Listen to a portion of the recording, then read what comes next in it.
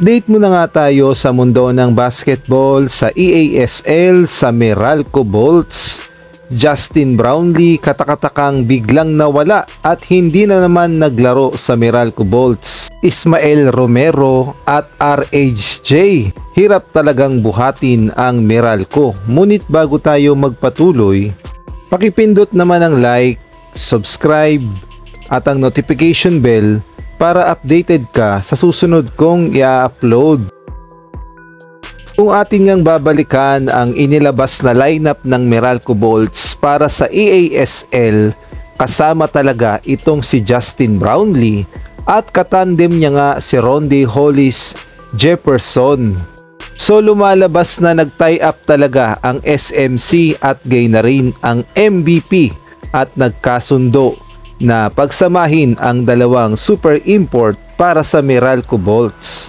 At napakagandang pagkakataon niya na magsama ang SMC at MVP. At eto na nga, sign na sa Meralco Bolts itong si Rondy Hollis Jefferson, Justin Brownlee at kasama pa itong si Ismael Romero. Kaya nga lang sa mga laro ng Meralco Bolts ay bigla na lamang naglaho at hindi makontak. At hindi din nagpakita itong si Justin Brownlee. Kaya naman katakataka, ano nga ba talaga ang totoong nangyari dito kay Noypi at bakit hindi naglaro? At muli nga sa naging laban ng Meralco Bolts sa Taiwan, Pilots ng Taiwan ay wala pa ring Justin Brownlee, kaya naman kayod kalabaw si Israel Romero at Rondy Hollis Jefferson. Ngunit hindi pa rin sapat ang kanilang effort at muling natalo ang Meralco Bolts sa final score na 82-72. Hindi talaga kinaya ni Ismael Romero at lalong-lalo na itong si Rondy Hollis Jefferson na tulungan sana na makuha ng Meralco Bolts ang kanilang unang panalo sa EASL. Kaya naman naglabasan na ang mga balita. Nasaan na nga ba itong si Justin Brownlee? Hindi na daw makontak ng Meralco Bolts? Nawawala ba?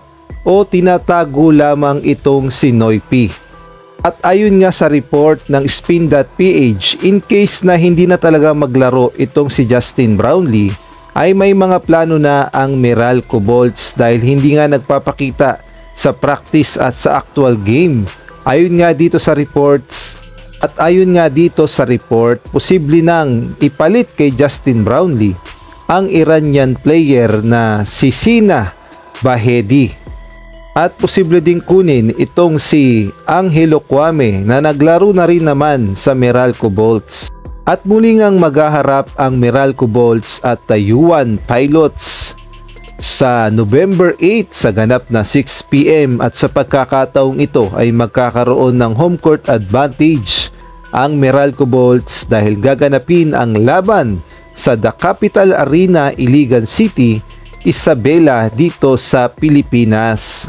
Kaya naman abangan na lang natin kung magpapakita na ba itong si Justin Brownlee o tuluyan ng palitan ng Meralco Bolts.